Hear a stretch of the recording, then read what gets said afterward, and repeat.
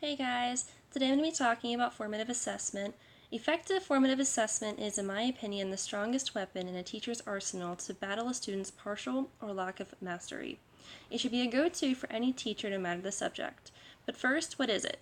Formative assessment is any form of assessment immediately used after instruction to make adjustments so as to form new learning.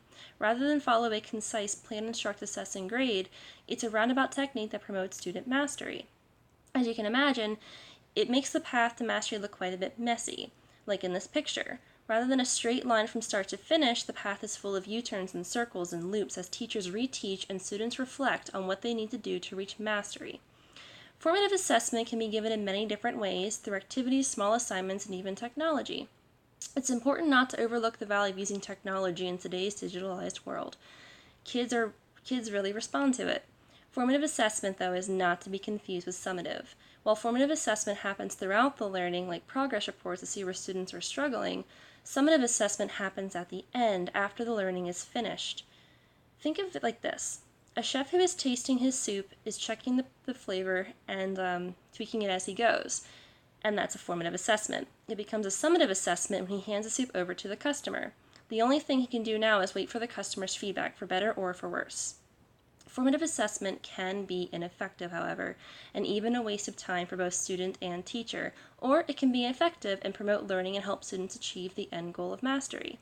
There are 5 traits formative assessment has to have in order for it to be effective. First, it must be aligned with instruction. So not only should it happen during the learning, even before or after, it should also assess whether or not students understand the learning objectives, and not just the individual facts that may help students achieve that objective. Second, it must be diagnostic for teachers. This should seem obvious, but it's not hard for teachers to create an assessment that serves no diagnostic purpose, and may even ask students to do something they have not been prepared to do or have no way of doing. Teachers need to assess only whether or not the students meet the learning objectives and nothing more. Third, it must be diagnostic for students. It's imperative that not only teachers but students as well are able to see their areas of strengths and weaknesses so they can see where they need to improve. This can also be done through feedback on the assessment, though any feedback needs to be clear, understandable, and present a next step. Fourth, the result needs to be given to the students in a timely fashion. After all, when a teacher sees the students are struggling during a lesson, the teacher goes over the material again rather than move on. So, too, must a formative assessment do the same. Fifth, there needs to be time for action. That's the whole point here. Formative assessment is given to help students learn. If students aren't able to go over what they don't understand and master it, the teacher may as well not have bothered with formative assessment at all. Formative assessment is integral to creating what's called a feedback loop. It's not an optional part of learning. It's mandatory if you want students to actually master the material. You need to give students feedback in order to grow, and that feedback should come in the form mostly of formative assessment or come from formative assessment. So what now, you might be asking? You've created the formative assessment that meets the 5 criteria and handed it back for students, but now what? Well, for starters, you can't let the students decide that they don't care about the feedback they received, or that they don't want to do anything about it. Just because the assignment is done does not mean that the learning is.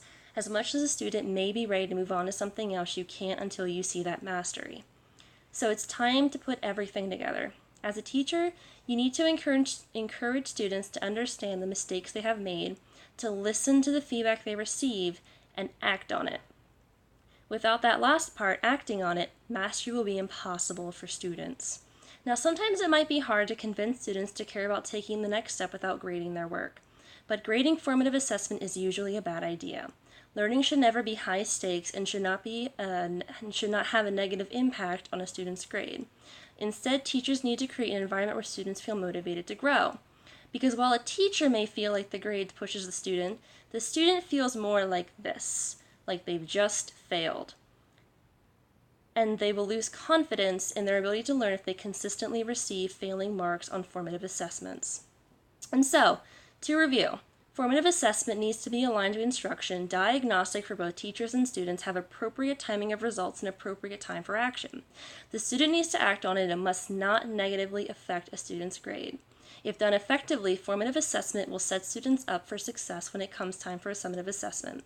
The goal is not to have students memorize facts for a test, but for them to understand and apply concepts they've learned throughout the lesson.